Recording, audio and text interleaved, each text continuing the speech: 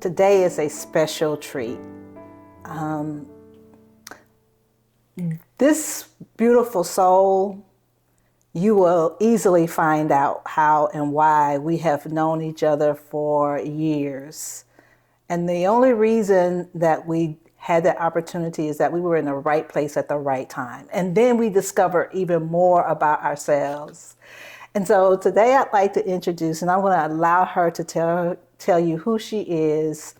But before I do that, I really have to have you understand that this one is a soul sister. She is not just a sister, but she is derived in the same sphere of the universe as I. And so it's a sweet, sweet treat to introduce you to my twin, Syretta. Hello, hello, hello. Yes, I am her twin, her birthday twin. That's how we met. Like she said, it was very much divine intervention. We were at a place celebrating our birthdays, and it was like, "It's your birthday? When?" "No, it was September 26th. Blah, blah, blah."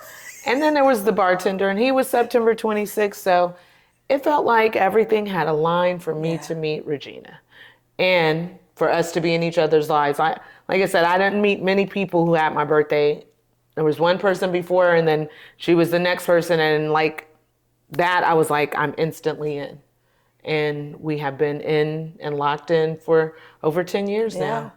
And even moving away, Yeah. we never even stopped connecting, even though I was in Charlotte, and then I moved to DC, and then I came back here, and we just picked up where we left off. And so you will also appreciate, as we continue our conversation, why someone like me would just simply desire to be in her presence consistently.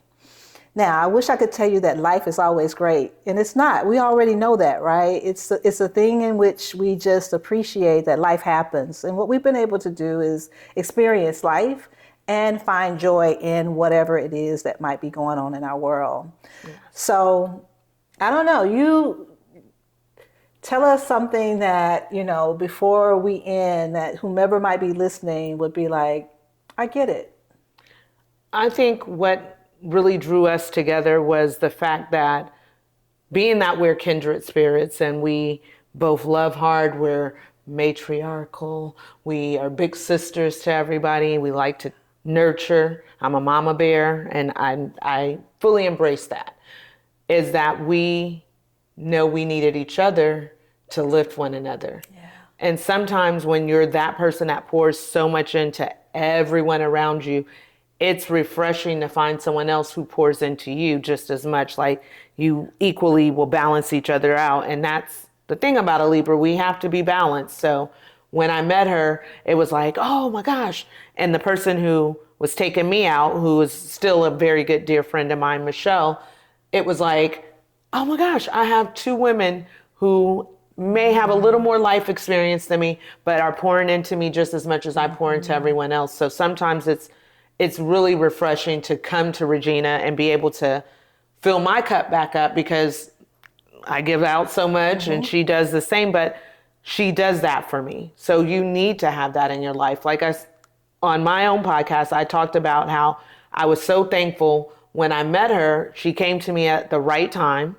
I was thinking, oh, I need to buy another house. I need to do this and I need to do that. And she was a real estate agent, and she took me and she sat me down and we went through everything. And she was like, okay, these are the things you got to do, and you got to get here and you got to do this. And I didn't buy a house at that moment, but it put me on the pathway to it. Fast forward, my daughter became a real estate agent. Regina helped her get in with her at the time, Keller Williams, and took her under. And my daughter was like, okay. Then I started that journey again. And in that moment, I was ready. Yeah. I've been ready now. So I was able to buy a house, and it was my dream home. Me and my husband actually have our dream home. We've been there almost a year now. And it was the fact that I met someone who was able to sit down and nurture me and not make me feel shamed or anything. Because like I said, I take care of a lot of people, but sometimes I forget to take care of myself. So when I met someone who I knew did the same thing, because she coaches, she's helping other people on their journey, I was like, wow, that's someone who's going to be real honest with me. And she was like, okay, you can't do this, this, and this. You need to do this. And she was a little more straightforward than I had ever been with my own self. Like I thought I was straightforward, but Regina a little more straightforward than Syretta. Like I can try to nurture you.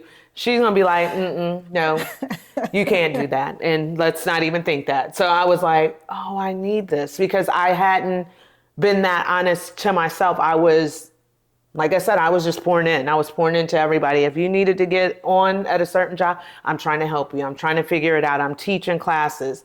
I'm doing all the things, but I wasn't taking care of what I needed to fulfill me, to get me to the next level. So Regina came along and she put that in me, self-awareness first, like take care of you and everyone else will fall into place. And then it's been that way. And even when I think like, oh, I got to do all this for people, I'll stop and be like, it's time for me to sit down and let them figure it out. We have children, they're grown. I sometimes have to say, let them figure it out. I can't figure it out for them. I've given them enough.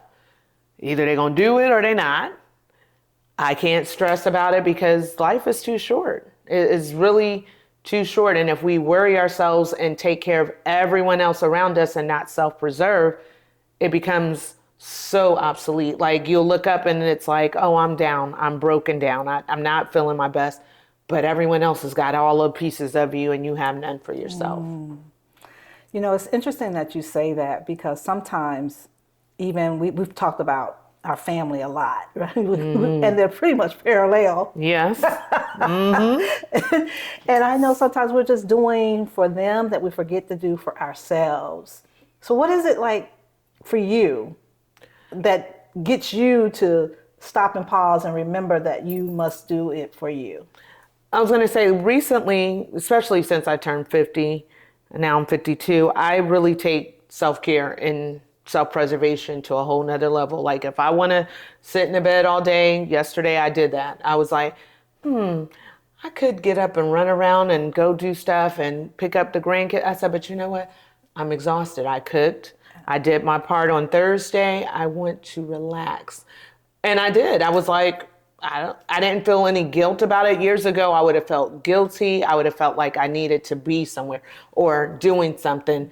Now my husband and I both felt we don't have to do nothing and be okay with it. Like it's okay to be solemn, just sitting, being still, because I realize now that when I do take that time to be still, I can then figure out a lot more ways that I can help other people, because now I'm still, I can hear it. I am relaxed. I've got everything back in order for me. And now I can be that for people. Before I was just yes, yes, yes, yes, yes. And my sister and I just were talking about it earlier today, saying that's a form of ADHD where you say yes to everything and you think you have enough time in your day and your schedule never aligns. I'll tell people, oh yeah, I could do that. Oh, it's from 8 to 10. Okay, I'll be there. And then at 10:30, I'm going to be out the door and I'm going to drive to the next thing that I have to be at 11:20. And Lord forbid if anything goes wrong, like you run into traffic or something, it just blows that whole schedule that you have committed to, and you put yourself under such an amount of stress saying yes to everything, where now I'm like, no, I don't want to do it. Let me bite off just enough, or I don't tell you yes right away until I really realize where I can do it. Like even when you asked me like what day, I was like any Saturday. Then you narrowed it down for me. You said, what about these 2 Saturdays? That Saturday is going to be the best Saturday. I know I'm not doing anything. I'm not going to be working. I'm not going to be torn in between 8 other things that I promised someone else I'm going to do. So now it's more intentional. Yeah. Like intentionality is what I always tell people, like, you got to make that time. Like, okay, nope. No is a complete sentence. No is enough to be like, okay, no, I've had enough. Like I need to sit still. Sometimes I have to say to myself, it's okay. The whole summer, I realized that I've run so much, so long, that just sitting in solace is good. Sometimes it's like, oh, I find it good. Yeah, I watch all my documentaries. I'm like, I'll find something to do in this house and be okay. I'll eat a little here and there. I'm meandering through my day, and I'm not on anyone else's timeline. And there's no guilt or pressure about that. So now it's okay for me. It's like, I'm okay. And again, I'm a socialite. In my head, I'm like, I want to be everywhere, but I need to be in the bed at a certain hour. I'm not coming out after a certain hour. I'm like, that's too much. It sounds like it's going to be too much for me to get in the car and drive there and come back. I'm like, I'd just rather be home. But see, the thing is your personality, you are a butterfly. And I don't think that you meet a stranger. I try not to. I try to be a little more discerning, but even now with me saying that, I still will get engrossed in someone else. I'll be like, Lord, I said I wasn't even going to figure this person's business out or hear their story, but I'm engaged. Yeah. Even in the grocery store. So I know that about me, but I also have really learned to protect a little bit more, like, okay, this seems like it's too much. Seems like I'm not going to be able to do much more for this person. So I need to walk away before I'm too intertwined, because I realize that now people will give you all of their stuff, leave it with you, you up all night, you on the internet trying to figure it out for me. Like, well, they said they needed a house and they need to get a new car and they at home sleep. Yeah. Good and sleep. Yeah. And I'm somewhere up like, I'm trying to figure this stuff out for this person. And they then moved on and they got a whole new life on their selves, but I'm still figuring it out for them. I was like, I can't take that on anymore. That's why I know that our spirits are so like divinely connected, because we're so much alike, and he gave us each other on the same day for this exact reason. Exactly. Right? And so when you say ADHD, right? The first thing that came to my mind is like, oh, I'm not the only one.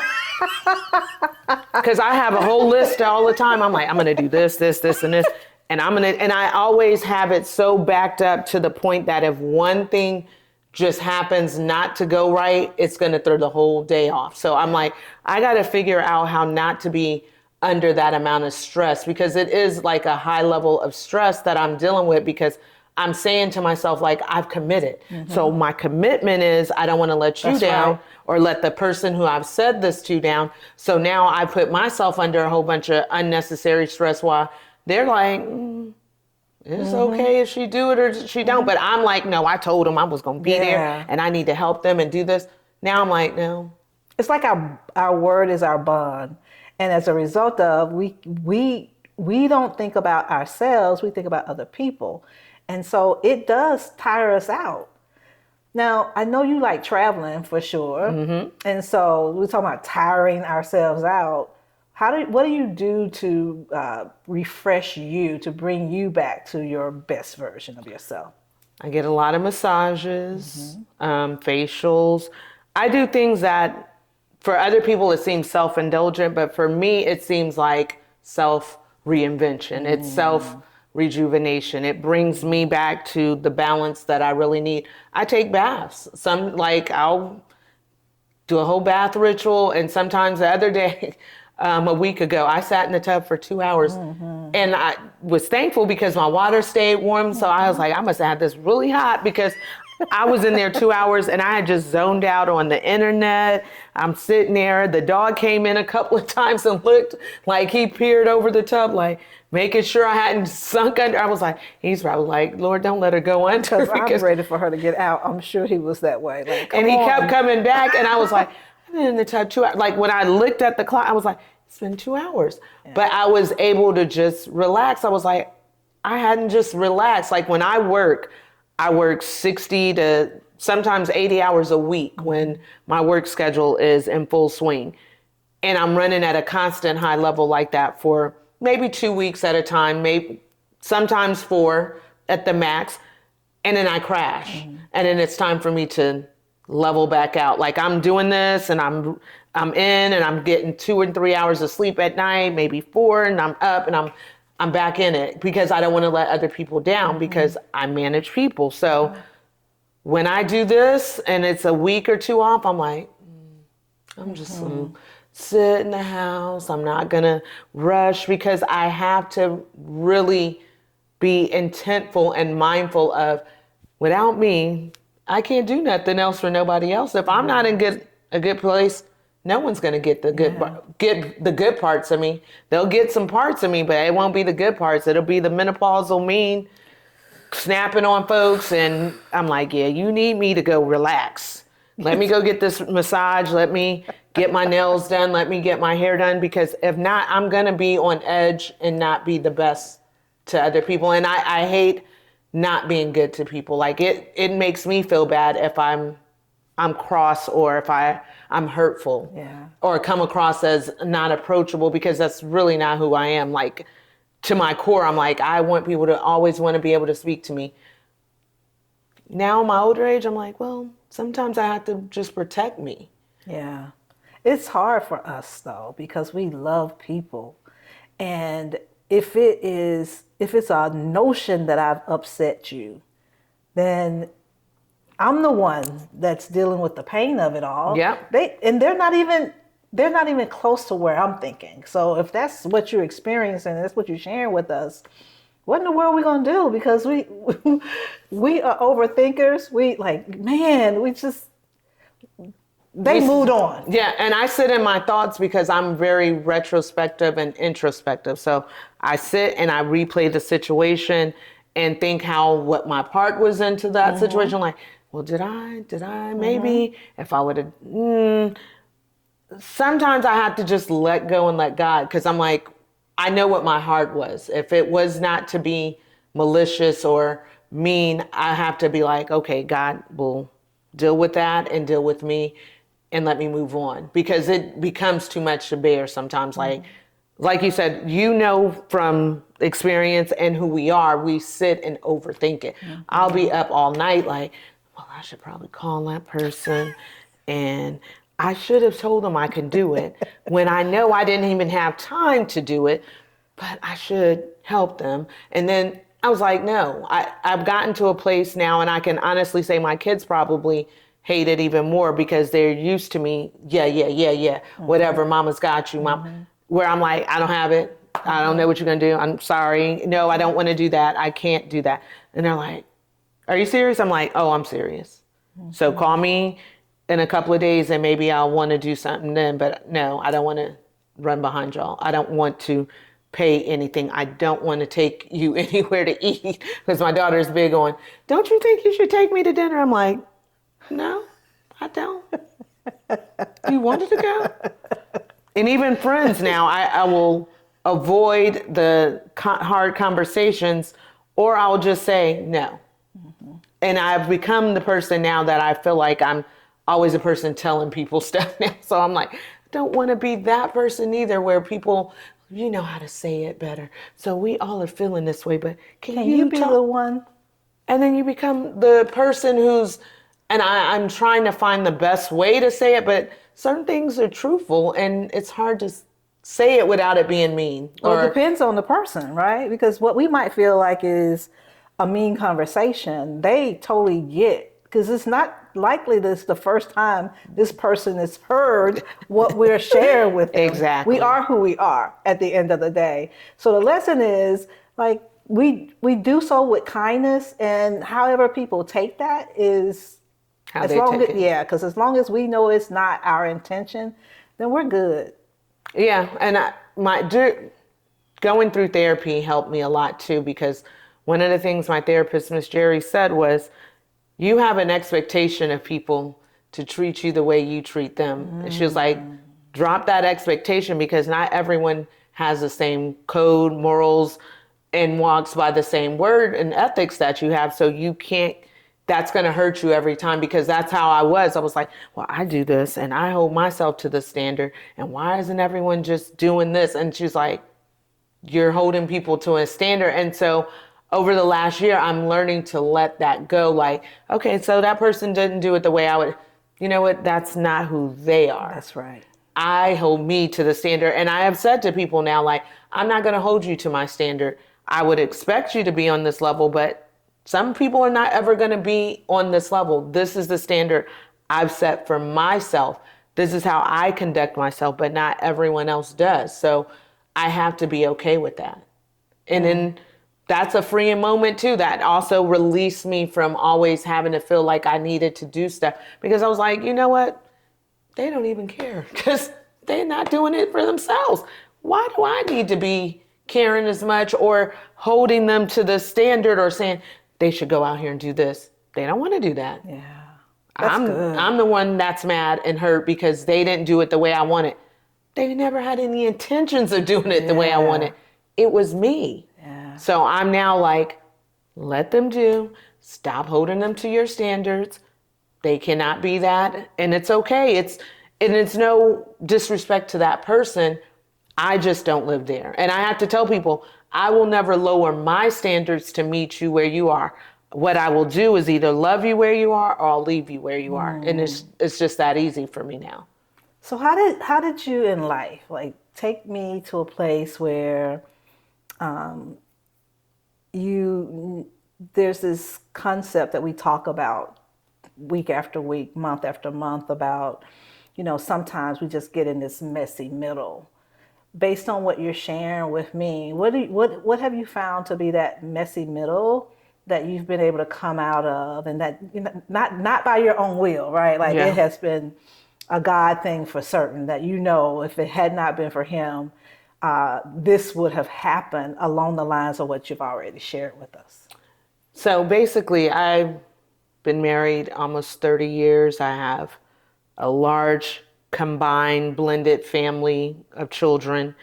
That messy middle was in my 40s, where I was trying to get over, like, I knew I wanted to be to the next level. Like, I wanted to be more financially secure for my children. I wanted to be more mentally in the best place. Like, I know as a younger, being a teenage mom and all the things, there were a lot of things that I could have done better, but I didn't know better. So I've also given myself that grace and released it. Like, once I figured it out, I did what I could do. That's right. In the moment, it is what it is. So whether my kids respect that or understand that, and maybe they're coming into that now because they're parents themselves, I've released it. But in my 40s, I went through, my body started to break down. I had to have a hysterectomy at 40. Like, literally 40 was like, okay, you got to have a hysterectomy. I had my tubes tied. I knew I wasn't going to have any more kids, but it was something about that, not having those parts anymore, that I was like, oh, I'm not going to be a woman.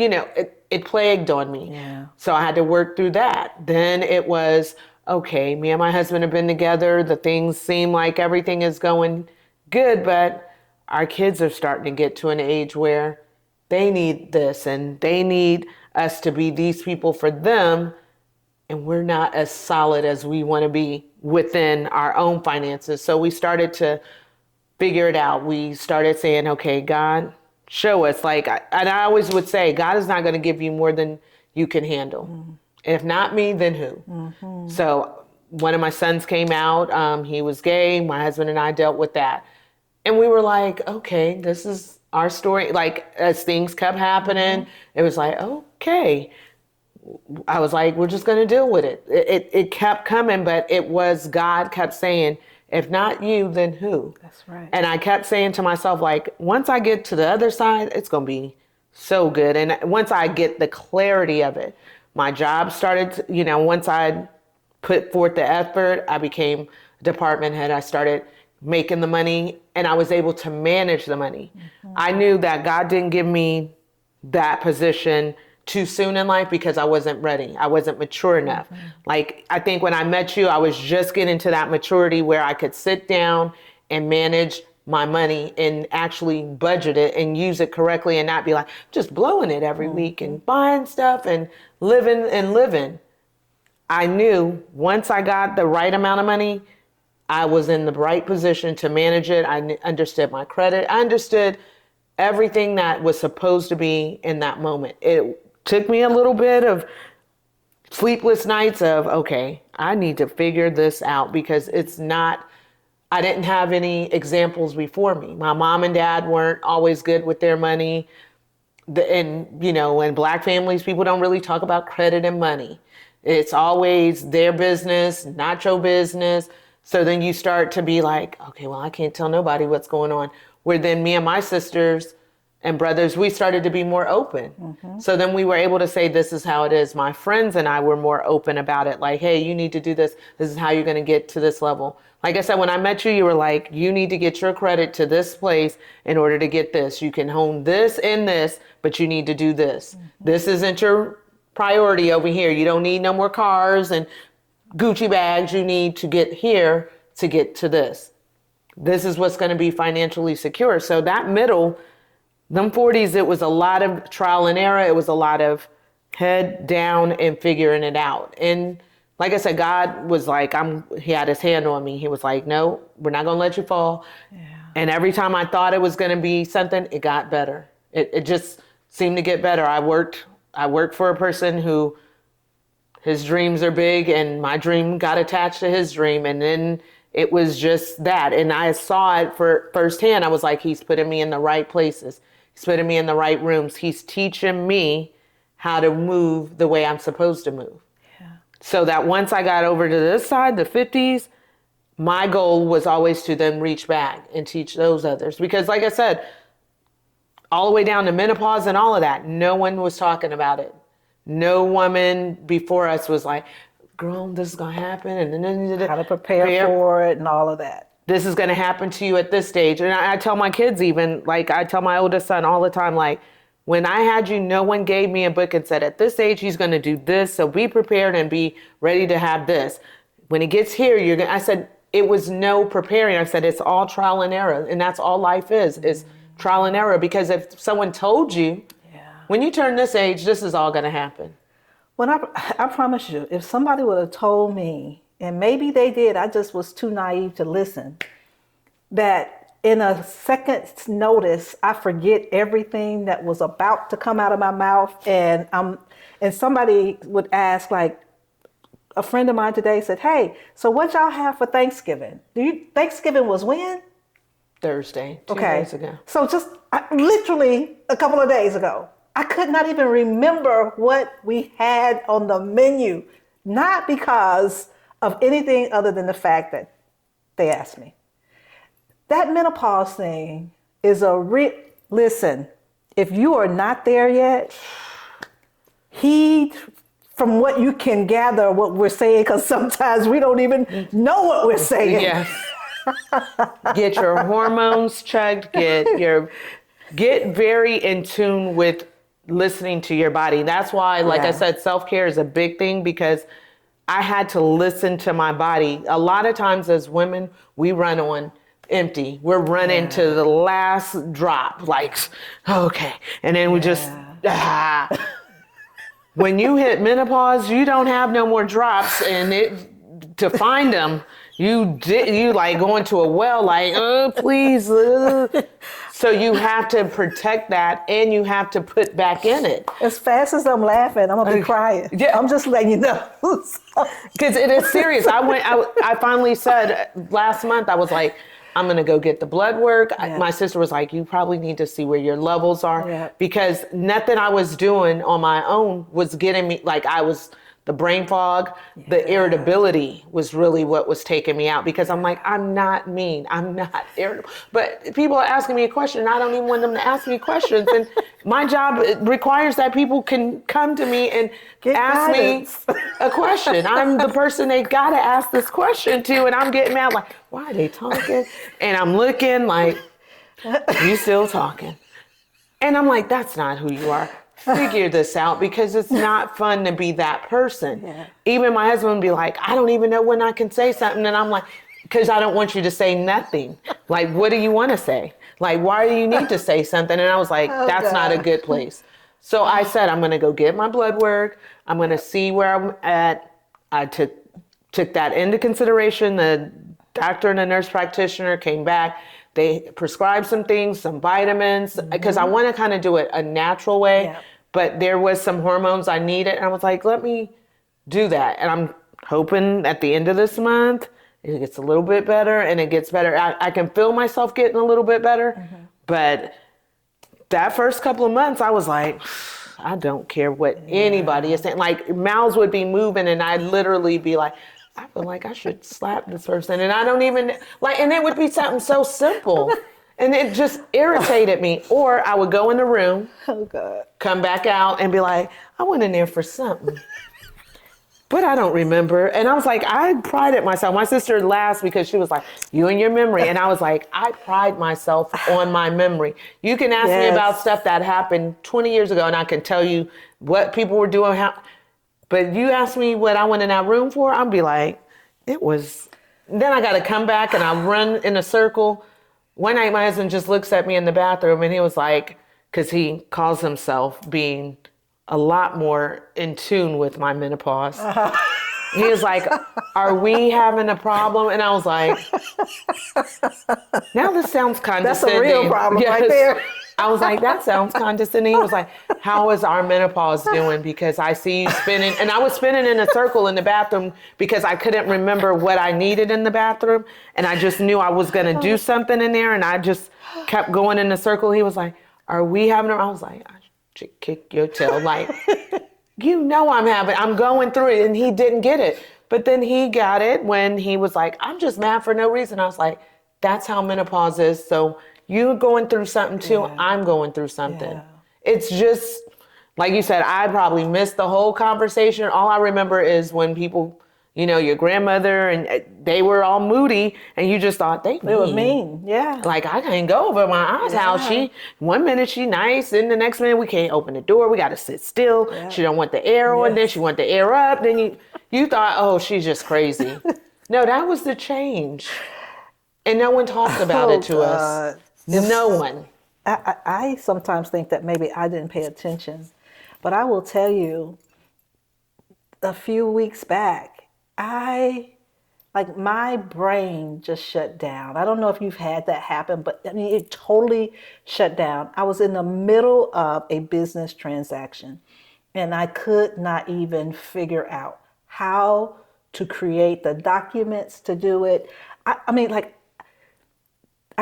So my son came and he's like, I can help you. What do you need me? I don't know what. And that's what I was like telling my husband, I don't know what I need because I don't remember. I want you to help, but I don't even know what it is I need right now. Yes. In this moment, I can't tell you. Just give me a moment. And a lot of times for me, I always thought as a Libra, just give me a couple minutes to go in here and get my scales back and then I'll figure it out. Yeah. Sometimes I really don't have a clue and I'll be like, well, I'm going to have to just go to sleep and wake up and figure it out tomorrow because I forgot what I needed to do. Yeah. And I also think, and you may have done this too, what has helped me is to forgive myself in a moment because I'm so used to knowing all the things. And then the moment I get a question and it does not open the file cabinet of my mind to go to that file cabinet and open up the document and express to people what they are asking for answers. I'm the person everyone comes to. Yeah. So if I can't be that for people, I get anxious. But sometimes I'm like, well, I'm just have to tell them, figure that out. I don't know, because in that moment, it does frustrate you because I want to be the person. I've been known to be the walking Wikipedia. You ask me a fact, I know it, I'm going to tell you. Sometimes people will be talking, I'm like, what are they saying? Like you see them and you can hear what they're saying, but you really don't process all the time what they're saying because I'm like, I have such this brain fog sometimes where it just really, like you said, it's not even a shutdown. It's just so much is going on in there. And I'm like, I need to focus. And then I'm trying to get intentful, like, let me listen real hard to you. And then it's like, you're looking crazy at a person. They like, is everything okay? Like, and now I'm sweating. You're like, you feel the sweat. Because once I get flustered, then the hot flash comes. It's like it moves up and then it's at the top. And then I'm like, I'm sweating now. So what was you saying? I was like, I don't even know. Let me go sit down.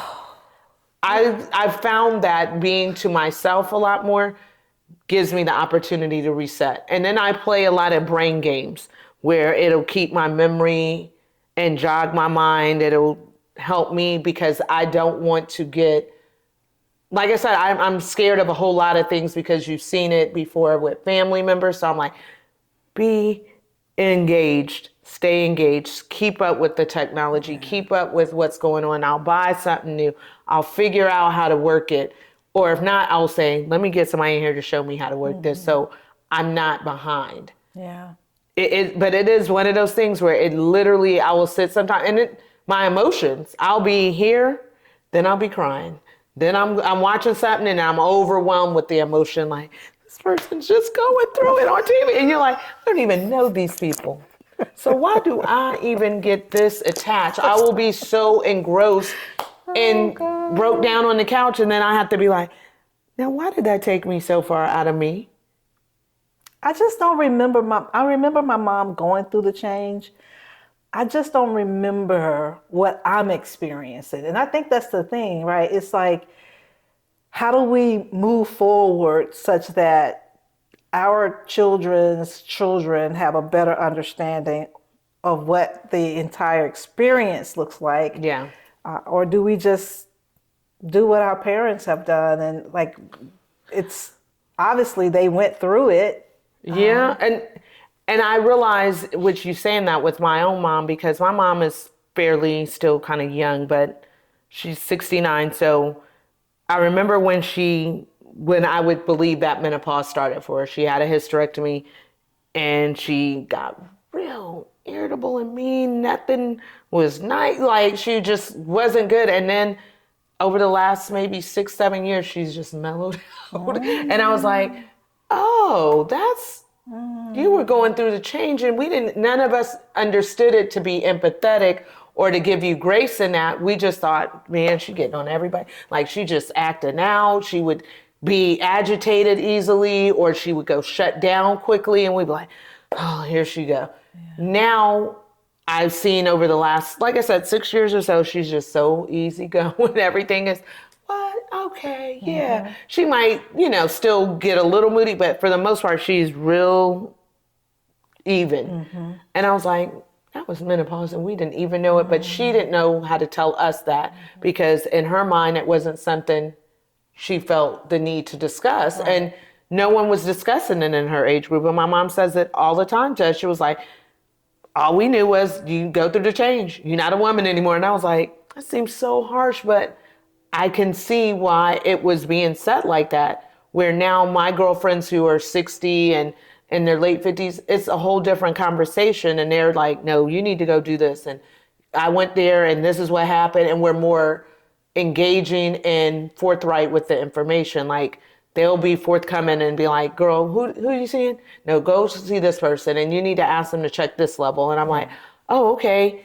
One of my girlfriends, who's also a Libra, we were in Italy together, and she was like, because I said, my breasts are a lot bigger than they've ever been. Like, I remember being young and wanting big breasts. Now I'm like, I don't want these. Like, every time I go get a bra, I'm like, which size did you say? Mm-hmm. And she was like, that's menopause. She was like, they'll go back down once you get your hormones under control. And I was like, oh, no one even mentions these things. She was like, never heard that. She was like, and she just turned 55. So she was like, I made sure I got all of my levels checked. And that was, after my birthday, that was my biggest goal, was make a doctor's appointment, figure this out, because I didn't want to try to just cope with it. I wanted to thrive in it, because I was like, I can't just cope, because it's going to damage some relationships, my marriage, because I'm mean. I don't have any sex drive. I'm just mean. In his mind, everything is, he can't ask me a question because I'm, why are you talking? Why did you ask me about where that goes? You know where it goes. Like, I literally get agitated about everything he was saying. And I was like, and I would go in my room like, I don't even know why that made me mad, but it did. But when things like that, he would do it. Like, I was used to him not knowing things because I've been doing it. Now, if he asks me, I'm like, why do you even need to know where that goes? Like, you've never needed to know. And I'm like, that's mean. He just wants to be helpful. And now I'm saying, why does he even need to know? 5 years ago, I wanted him to know where these things were or how to do them in case something happened. Now he's asking, and I'm mad. There's no winning. So I was like, let me work this out. And like I said, I feel a little bit of a change now that I'm on this new hormonal cream, and it's getting there. Yeah. It's getting there. But it's not an overnight thing, nor is it something that I wish on anyone. But I know if you keep living, it's going to happen. Definitely. And it may not be as extreme for everyone. You may not get all the symptoms, but trust me, night flash, hot flash, I'm kicking the leg out of the covers. I'm turning it. Then I'm cold. Then I'm hot. Then I'm cold. I'm like, hold on. Like, I can't make up my mind some nights. Last night I was like, okay. Got into bed. He's like, the heat is on 71. Do you want me to put it up? Because you're going to be hot soon. I was like, but I'm really cold right now, so put it on 72. no sooner did I get snuggled in, I was like, oh, I'm hot.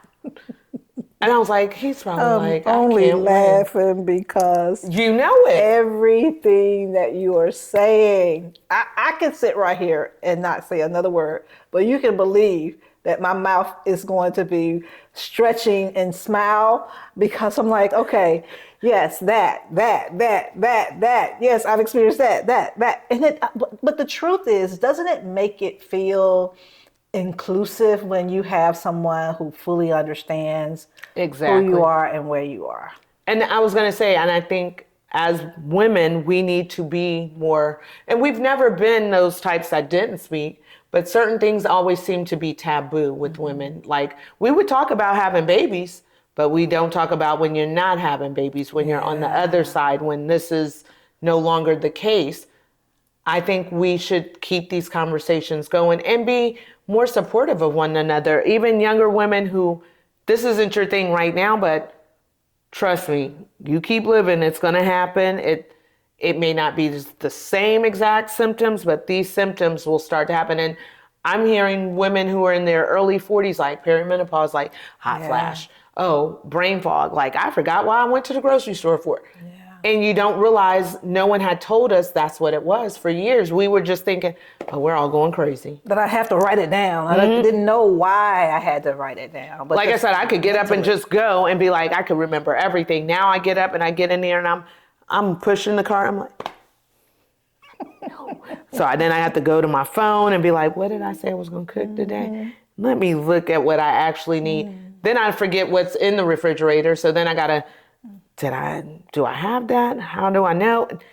It's so many things. And some of it is that as women, we've carried the burden of needing to do everything and to be the person in the family, especially if you're a mother, if you're a wife, you're the person that everything is for you. Like, oh, I got to know this bill. All the bills have to be paid on this day. And my husband has never had to figure that stuff out. It's always been me. Now that when he's offering, I'm like, why?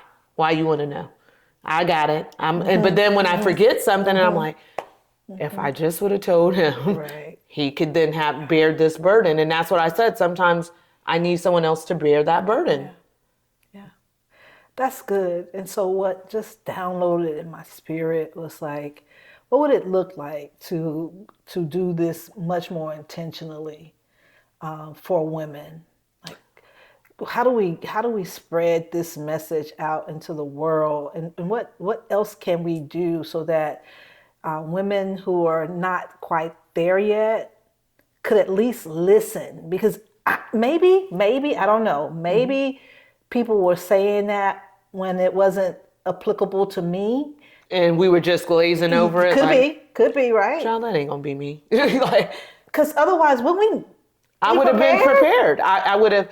At least one, my biggest concern and fear was I didn't want to grow a beard or a mustache. Well, forget that. The beard is fierce over here for me. That was, when I had my hysterectomy, I had said to the doctor, and I'd never forget, I was like, I'm not going to wake up with a full beard. I don't think I could stay married, but the man I'm married to, this is not going to be how we work. Like, I'm up every morning having to get that off. He was like, no, that's not going to be, I was like, okay, because that was my concern. That's all I could think of was associated with hysterectomy, menopause, was the facial hair. Yeah. The other stuff like night sweats, hot flashes, I didn't have a clue about any of that. Yeah. Not being able to sleep, didn't have a clue. I was like, wow, this not, up and down. Some nights I'm up, like every morning I'm up around 3. I got to watch something. I got to zone back out. I might have to get on my iPad and play a mind game to tire myself to go back to sleep. Or I'm just up for the rest of the day. And then by the time 9 o'clock comes around, I'm like, time to get into bed. I was like, no one told me none of this stuff. Like, I didn't know. And like you said, and if they were saying it, was I just that arrogant to be like, child, that ain't gonna be me? Because I had never experienced any of that. So surely I'm getting away with it until I hit that certain age. And then it's just started to like linger in. The very first thing for me was going to bed and not being able to sleep. like tossing and turning and tossing and turning. And then the hot sweat started to come in. And then, just acne and all the things that was happening. I was like, what in the world is going on with me? That's never been me. Yeah. Me, the weight gain, I was like, okay, I've always maintained my shape. I'm very I was like, I work in an industry where my appearance meant a lot. So I never, I don't eat meat. So I had a good diet. So I was like, oh, now I'm like, well, this just ain't what. Then sometimes I'm walking by the mirror like, that's all me back there. That is not someone else following me. This is my behind. So when did it get to this? And then I can't get rid of it all. And I was like, oh, this is a lot. But I also will still give myself grace because I'm like, it had to happen if I kept living. Yeah. But like you said, I literally think back to and I always had a lot of older girlfriends when I was younger. And I thought, child, they just old. They just saying stuff. And then I was like, no, I'm the old broad. I'm the one that's like, no, this is real. This is going to happen. Get ready for it. And I want women to be prepared because I literally, I didn't think any of the things were going to happen. Like, not to this extent, like, oh, your sex drive is going to go. No, I'll be fine. That's not me. Now I'm like, oh, it's gone. And it's in the car. I drove up the street. I feel bad because I don't want my husband to think I'm not attracted. It's like, I'm just tired. I don't know why I don't want to do it. I just don't. It's not you. It's me. I will be the first to say it's me, but I don't know why it's me. Yeah. I'm like, this can't be normal. Like, so you just check out at 50, like, you know what, I don't never want to have sex again. I'll never use my, I was like, no, that can't be the. And it's not, because there are moments where you're like raging. And that's, I was like, catch me when it's that day. Because I'm like, you better catch me today. It's the day. It might not come back for 3 months. So get over here now. We're going to do it today. And then 3 months go by and he's like, did you? I'm like, I don't know. No, don't even ask. I'll be walking around and I'm like, what you think? And then he'll do the, hey, I'm like, that don't even mean that. He was like, that used to work. I'm like, that don't work. That makes me hot. Hands off of me. That makes me hot now, child. Not in a good way, neither. Like, I'm about to sweat. Yeah. So it's one of those things I didn't embrace it. I didn't, like you said, maybe they were saying it, but I just wasn't taking heed. We don't know what we don't know. And if we can't experience, we can only imagine. And so we had this imagination. We knew that menopause was coming because it was a thing. We knew that the world talks about it, but not to the depth that would give us understanding, because our parents were very private. And, you know, as we move into the society today, you can get on the internet and see find everything. anything. So there's all, but even with that, I don't know that I paid attention to it.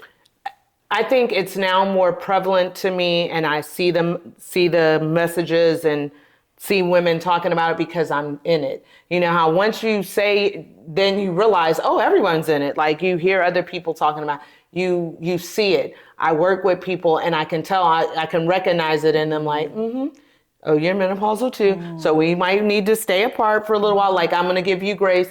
And there's women who I worked with for years who are older than me.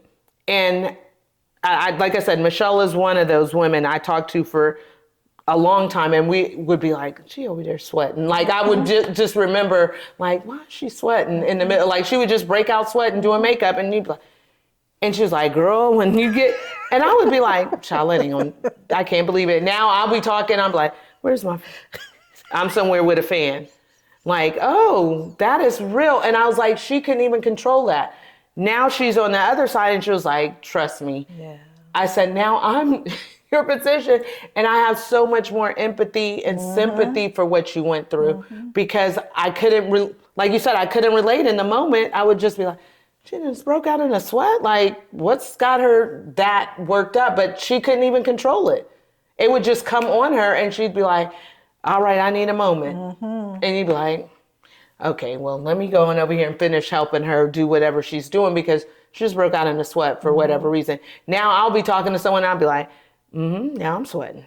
My back is sweating. So, and then I'm like, they're probably thinking, why is she sweating? But I'm more vocal. Like, I'm having a hot flash. It'll be a moment. Yeah. Give me a moment. I'm going to go over here. I'm going to come back. Yeah, because it's like a heat wave that comes over you from the inside out. So, ladies, if you're listening and you haven't gotten there, these are just some of the warning signs to look forward to, because the first time it's like your body heats up really, really fast, and you're like, what is going on with me? And then the sweat starts to pour. The inside feels like if you could just open up the body and give it air, that it would feel so much better. And then in seconds, it feels like hours. Yep. In seconds, it calms down. And you're back, and you're like, and I had said to my husband, I was like, it almost feels like my body is betraying me because I said, first of all, as a woman, we go through so many things. When you become pubescent and you start menstruating, you're like, dang, I'm walking around having to go through that. Then you carry children, and that can be detrimental to your health and to your life, carrying a child and having another person inside of you. You're like, whew.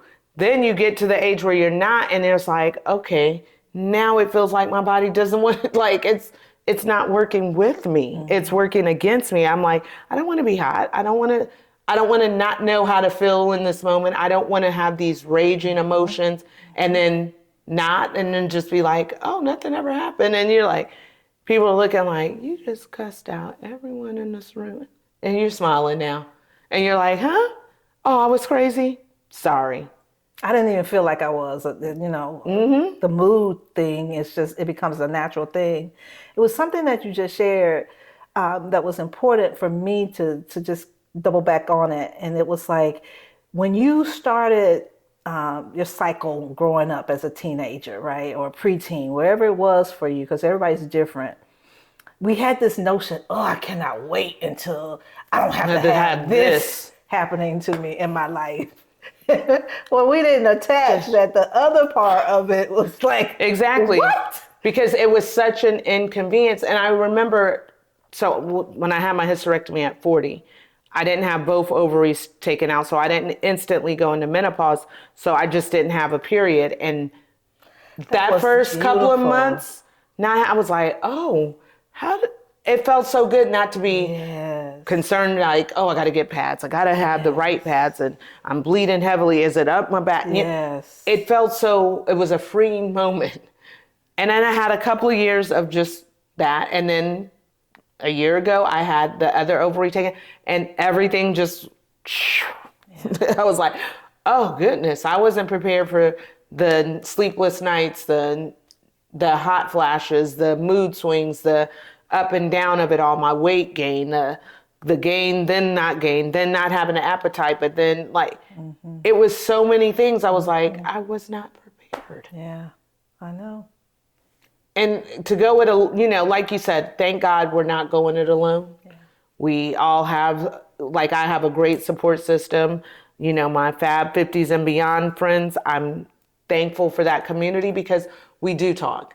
My mom's like, well, at least y'all are talking about it. She was like, no one was talking about it when I did. And she was like, for women of color, it can last up to 10 years. For Black women, it could be 10 years of this. And I was like, 10 years? Yeah. Lord, if somebody can maintain this for 10 years and not hurt someone?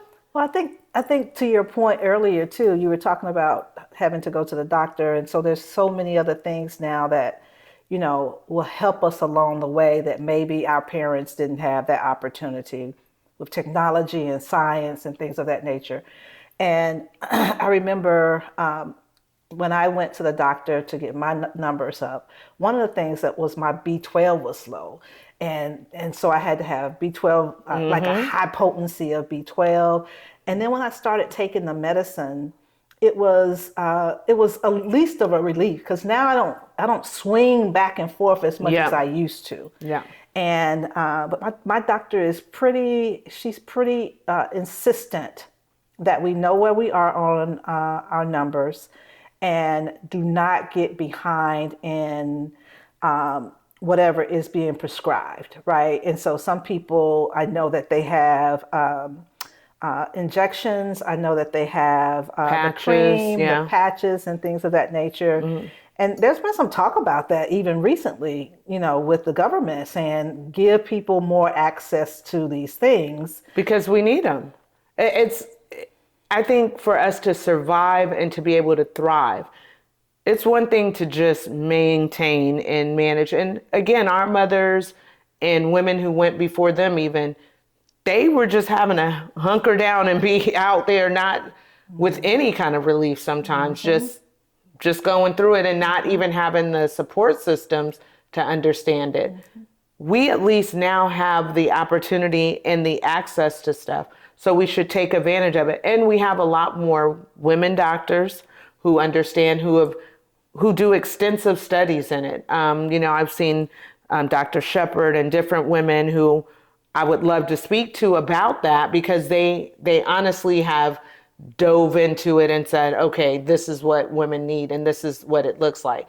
There are books out there on how to, the minnow diet, I was like, oh, there's so much more. Once I Google or I went down that path, I was like, I need to do this. I need to figure it out. And if there's little lifestyle changes I need to make, let me make them. Because like you said, it's not fun to swing back it's a very big pendulum too, because it's never like, and as a Libra, that's a hard thing for me, because I like to be in the middle. I don't like extremes. I don't like extreme highs and I don't like extreme lows. So I don't like to be, and I don't want to be running around in a circle, but I have to be in that middle. And when I wasn't, I was like, I don't like this. And like I said, and it's within the last couple of months, I really said, I don't want to be that for like a burden, or people saying, well, she used to be so nice. Now she, I don't want to go over there. But if you don't know it and you haven't experienced it, you don't appreciate the process. And so it does seem as if we are not being our natural self. We are, but we are dealing with something. So what we can advise people who are younger and not going through that phase, or even older and not have gone through but forgot, whatever the case may be, it's just being a little bit understanding when people are not showing up as they used to be, because there is likely this process that we've been talking about that they're going through. And if they would just, if we could just be honest and say to the room, or say to the team, or say to whoever is in front of us, hey, listen, I'm right here in the middle of X, Y, and Z, menopause, post-menopause, pre-menopause, whatever it is. I've had to say it to my boss who, it's not, I was like, in the middle of doing this makeup, I was like, give me a moment, I'm having a hot flash. He was like, well, damn. we had to laugh, because I was like, I'm at that age. I was like, we done got old together, and here I am in the middle of doing your makeup, and I'm about to break out in a full sweat. So give me a second.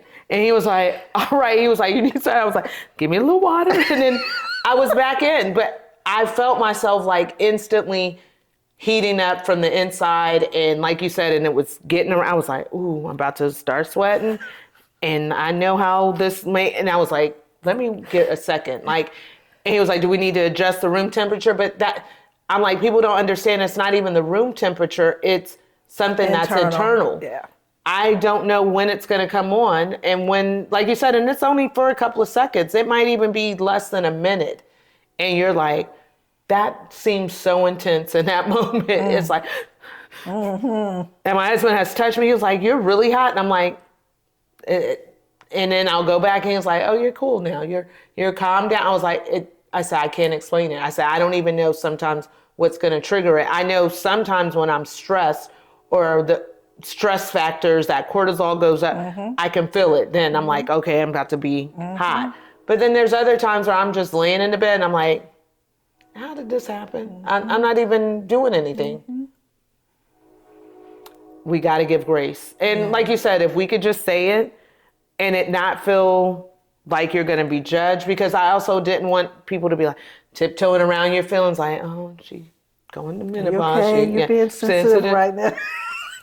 I was like, it's a catch-22, I guess, or I said, but I want to be more open about it and more vocal so that other people feel comfortable. And like you said, younger women coming up, I think the generation behind us might even be even more vocal than we are. they talk about all their health, but you're like, okay, hold on, HIPAA. Right. Like, I may not need to know all this about you, but they will tell you everything. You're like, no. That was Stop too many right there. things. Yeah, it's too much. I wasn't prepared. But like I said, my daughter was the one. She was like, when I went through the fibroids and I needed to have this, she was in college and she said, this is probably what's wrong. I looked, she was like, I'm in medical class. This is what's happening to you. And I was like, wow. And then when I had all this done, I went to my mom and was like, they're saying this. My mom goes, oh, I had that. That's why. I'm like, Right. why wouldn't you tell your daughters? Yeah. This is something you could pass on and we all should know. She's like, oh, well, that's my business. And like, right. I said, it ain't your business. And we could. This is our business as a family, because when I go to that doctor, I need to be able to say, this person had this, or my mom and my grandmother experienced this. I said, but there's such a guardedness around it that we don't know sometimes what we need to know. I know I've put none or not applicable on a lot of things that probably my mom went through only because I didn't know, Okay, and you couldn't ask because why you need to know. Right. That's my business. Right. That's You're right. like, girl, I'm not talking about that. And, just so the lesson that we're learning is to share the history to our children, so our grandchildren and our great-grandchildren will be able to understand the things that medically we were responsible for in terms of what might be associated with them. Exactly. It's not like we are responsible for it. It's a lineage of people, but it starts with us that we can share. That and I'm hoping we're changing that as our generation is learning that, hey, we can talk about it. Let's be a support system to one another. Let's take the taboo out of it, because for so long, everything about what women go through was such you can't talk about that. Even if you were having a moment, it must be her time in the mud. And it wasn't. It may have been something totally different that we were dealing with, but our issues were always suppressed and pushed further down. And that's not just women, that's Black men, Black women. We just don't deal. I'm here now to deal. We didn't have permission to deal. No, we just had to push through. Yeah. Especially our generation. It was like, you can't be, no, you're not depressed. Yeah. You get on up. Get on and go outside. You're like, I don't find something to do. Yeah. You're not depressed. No, you don't have postpartum. You get up and take care of these babies. Okay, I'm happy. We didn't have those opportunities. Like I said, postpartum, my daughter-in-law asked me, like, did you go through postpartum? I was like, I wasn't allowed. I said, and if I did, I wouldn't have known, because that wasn't something I was allowed. I was like, that wasn't even something anyone ever told me. Yeah. Like, oh, you might be going through. Yeah. All I knew was I had to get up and be a mom. Yeah. I said, and it was probably the same with my mom. One of my girlfriends and I talked, my esthetician, and she was like, she realized now that maybe her own mother had went through postpartum, because she had so many children back to back and she didn't get a chance to deal or heal. And she was like, no one even addressed that. And she just was in the thick of raising all these kids and stuff. And I was like, it wasn't a thing. Now you have me thinking, because I remember some times that I do regret, and it was probably because of that, like as babies, and I couldn't get to sleep, and every time I would doze off, the baby would be crying. Yeah. And some people have some really tough times during that period of time that it could be dangerous for the children. The traumas that we heap upon our kids or each generation, because we won't deal with them right in that moment. And that's a bigger thing for me even right now. And it's one of the initiatives, like, I want people to deal with the traumas and let's break them so that we can get further as a community of people. I'm like, it's okay to sit and talk about it, but what are the next actions? Yeah. How are you going to get out of it? Like I said, self-preservation is a big thing. And part of self-preservation is taking care of your mental health. If you're not good, no one else, you're no good to no one else. If you're the backbone of a family and yet you're depressed and you're going through something, how can you be effective to the family?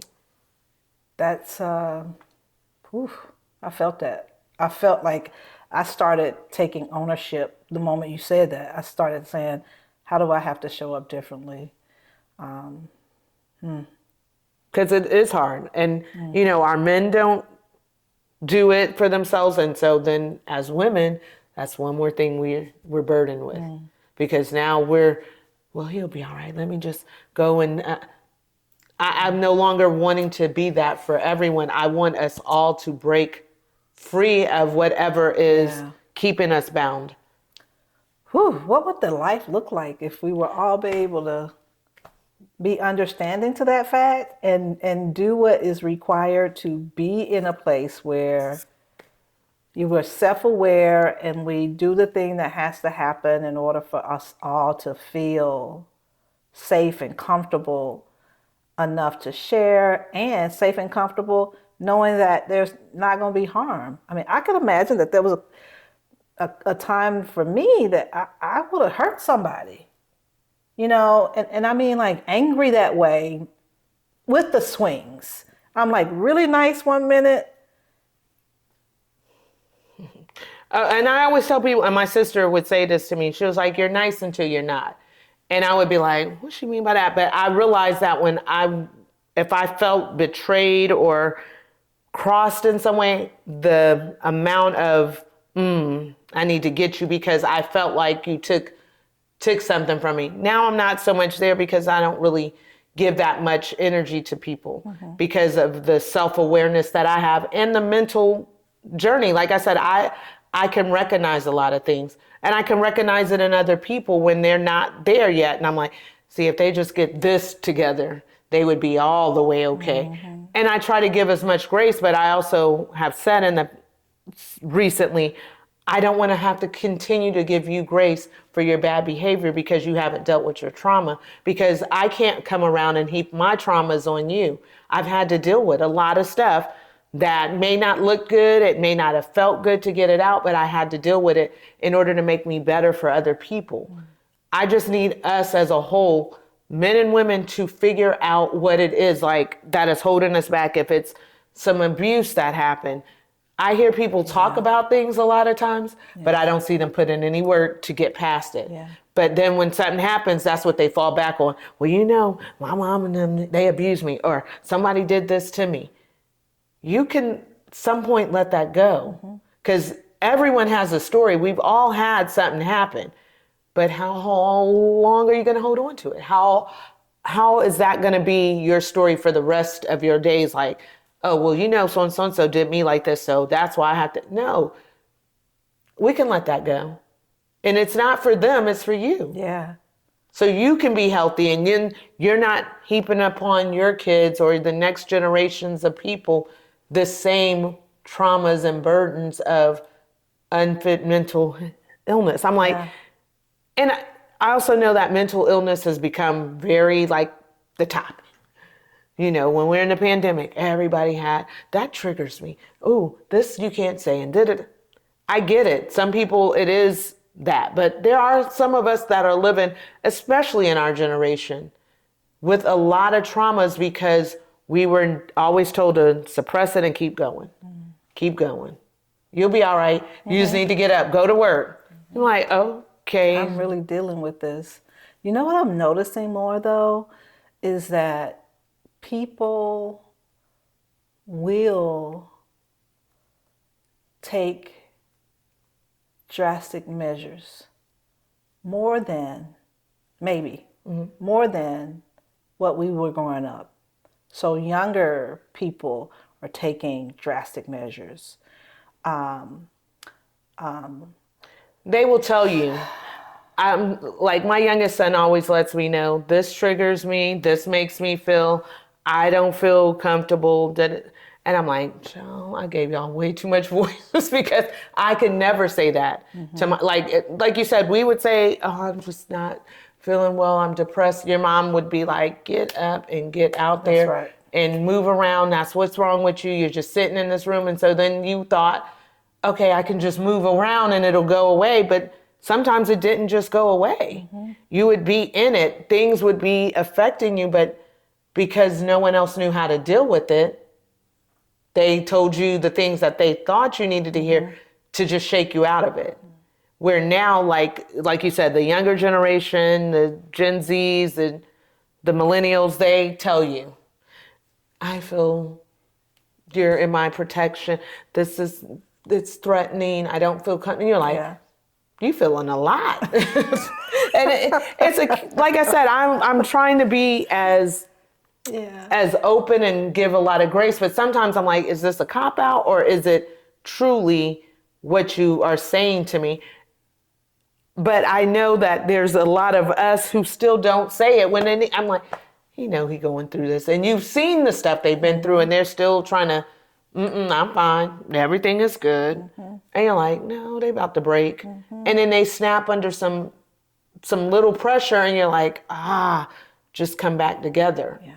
And even with that younger generation, I see that once they are in that mental disarray, they don't know how to work their way out of it. And that's what is leading me to this conversation, because they choose to do something to take them out of it.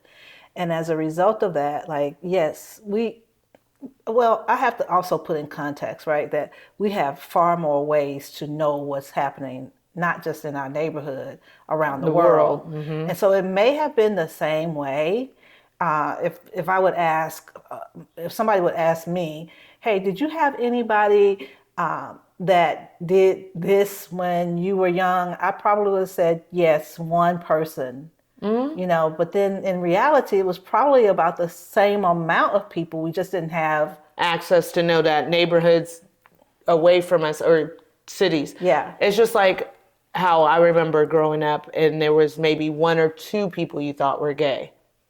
When I was like, there's probably a lot more, it had to be a lot more gay people, because it couldn't just be two here and two here. But there was no community to embrace them, or they didn't know how to connect with other people. So then they were not living in their truths in that sense in your community. So you didn't know. Where now you can get on the internet, social media, you can claim you're dating someone who's in Czechoslovakia that you've never laid eyes on, and be like, I'm in a full relationship, where when we were growing up, I needed to meet you at some place. My parents need to meet you somewhere. Someone else had to vet parents, you. Someone else vetted that person, and then you saw them and you had a physical connection and interaction before you could even just say, oh, I have a boyfriend or girlfriend. Now you can get on the internet and just everything is there. You have access to so much more. You have access to information that we had encyclopedias, or someone else giving you the information that might have been outdated or handed down to you. So we didn't have this access. So I think it might have been the same kind of epidemics that go on now, were going on then, but we just didn't have access to know.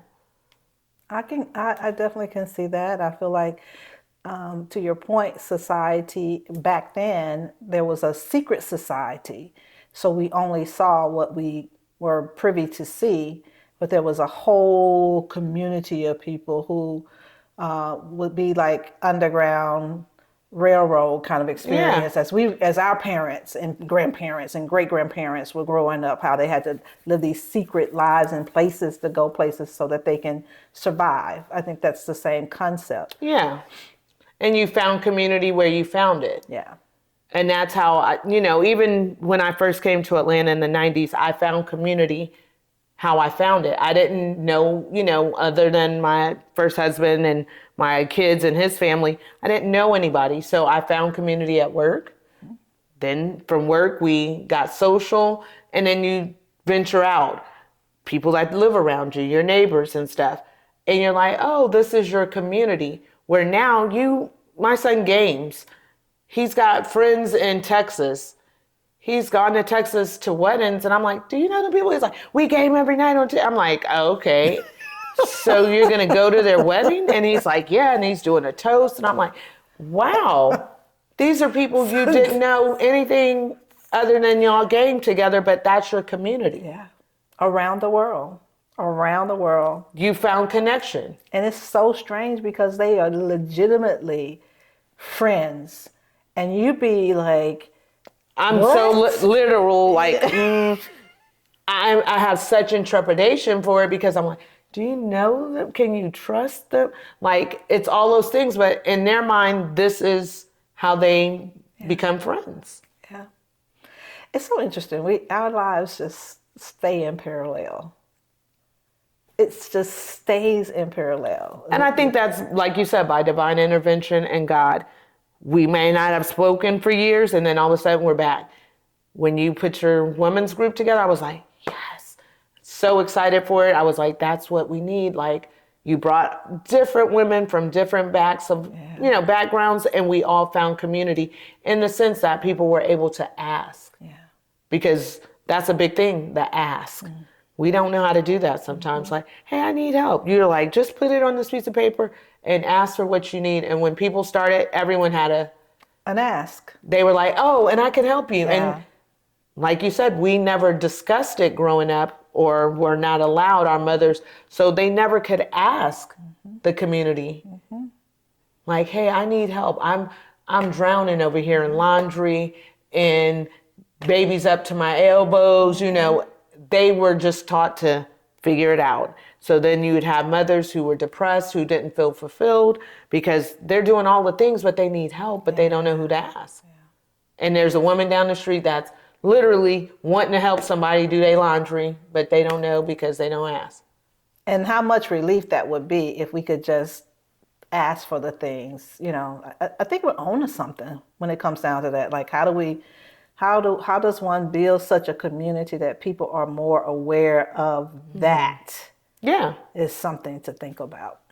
I think we should be more like that. I don't know that the way our world is going is that they want us to be like that, but I think we need to get to that, to be okay, not so separated, not so divided in the sense of our politics and our religious beliefs and our sexualities and color and all those things.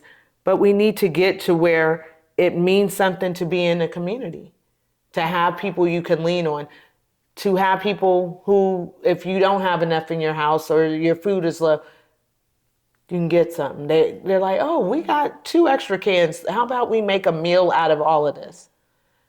I always wanted to live like that, but I did for a while, and it can be taxing because if you're the only one in the community that's got the resources, you find out it becomes too much. Like, dang, no one else is bringing nothing to the table.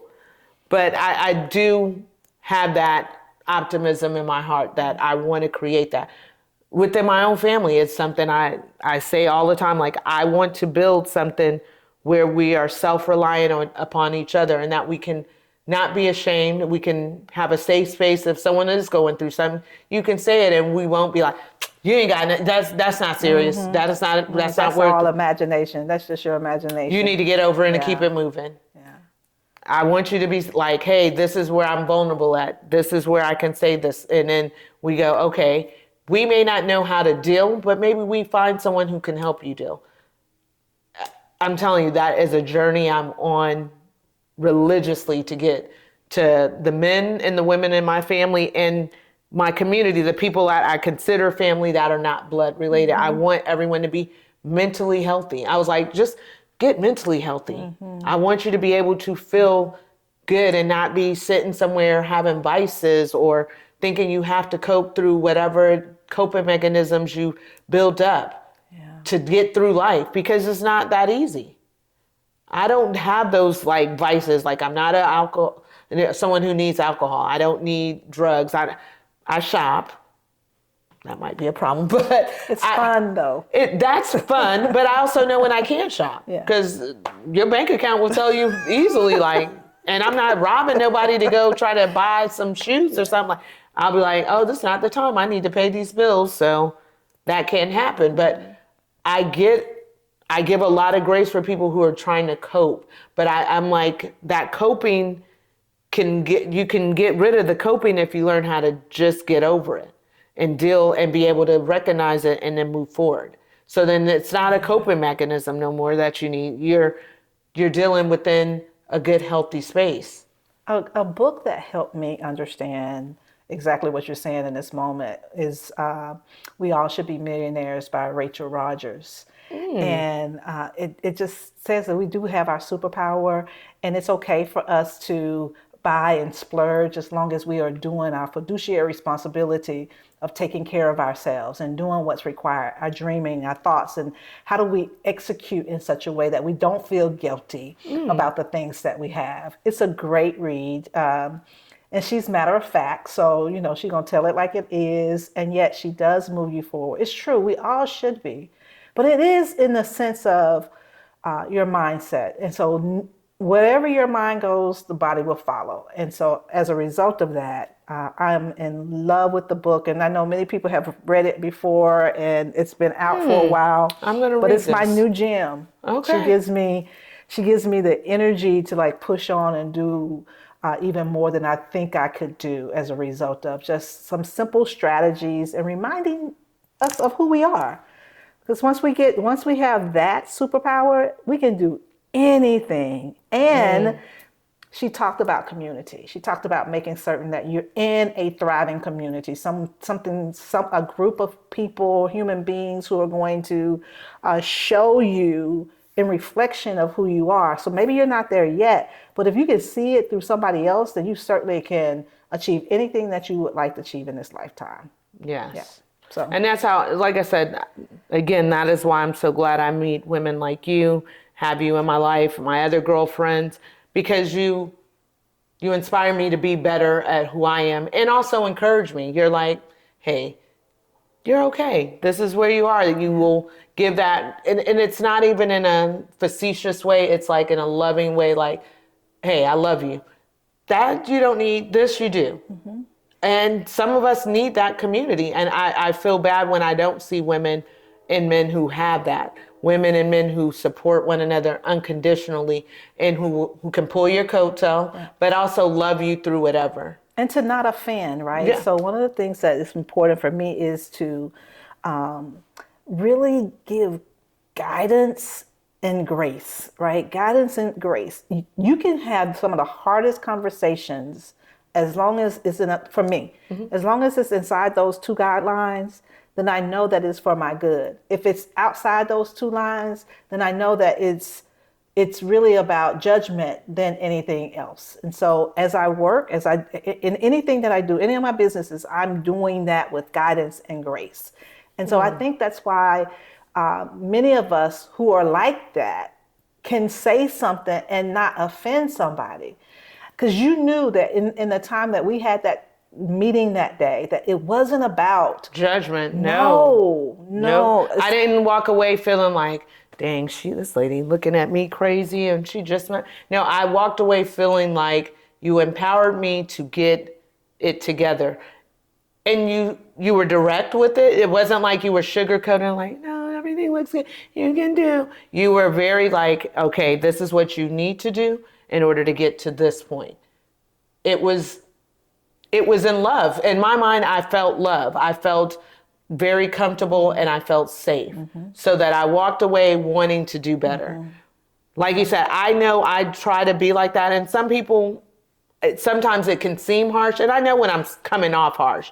So I will try to dial it back. But for the most part, everything I'm trying to do is I want to see you get to the next level. I'm trying to tell you because I know what you need to do, because I've been there or I'm already went through this.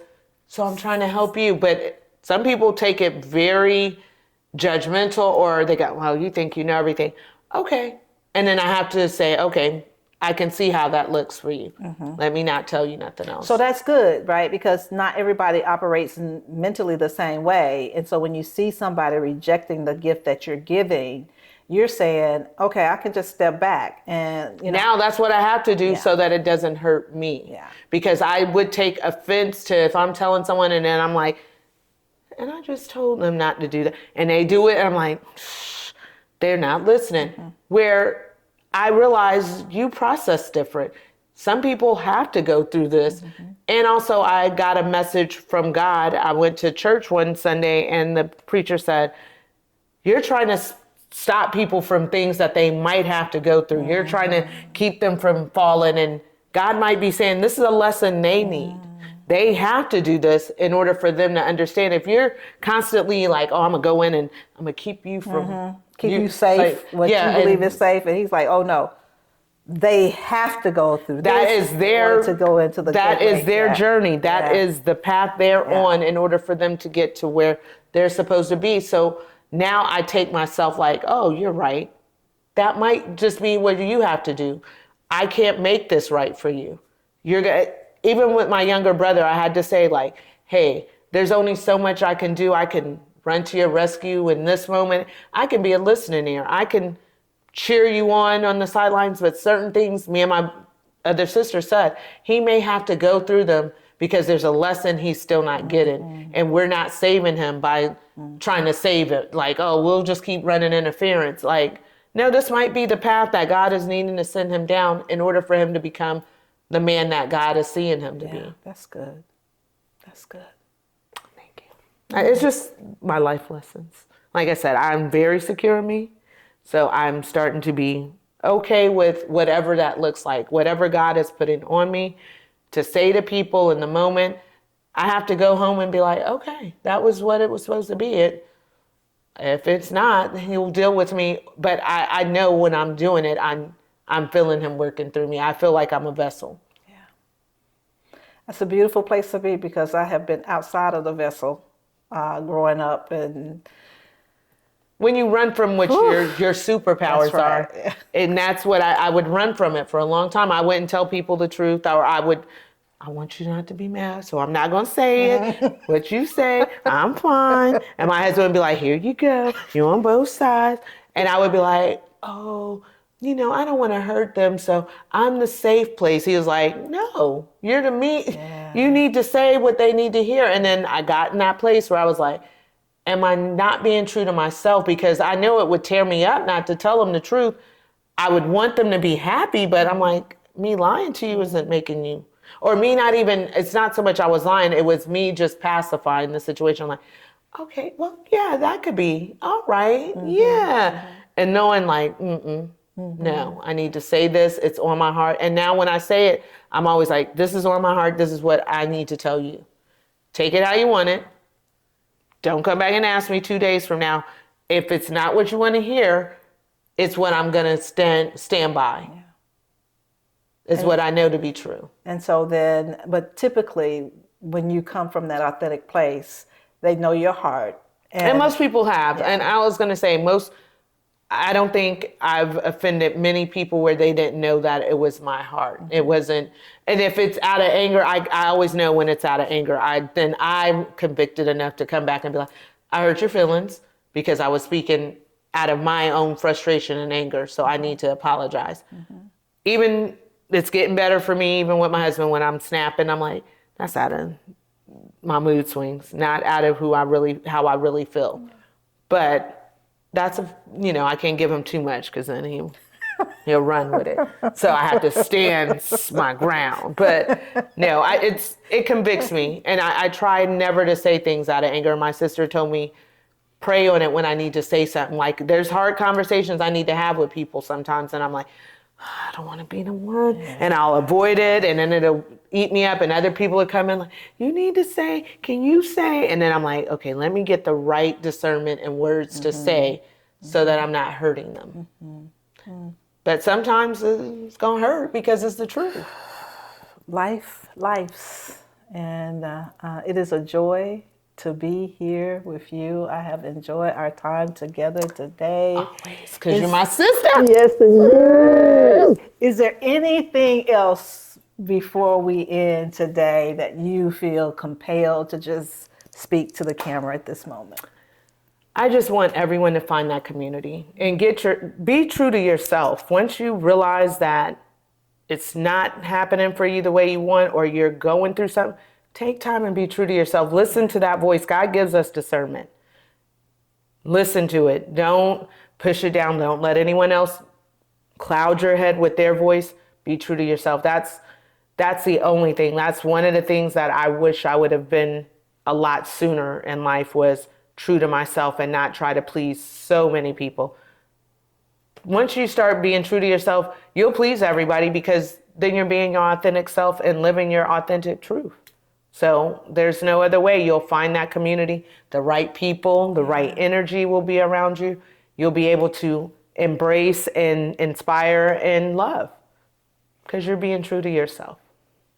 Well, she said it all, and I thank you all for listening. Listen, we're so excited about putting more opportunities out for individuals. So even if you believe that this is the right place to join us in a conversation, please don't hesitate to just put a message down below and just say, hey, listen, I want to be a part of that. I'd love to have my story be told.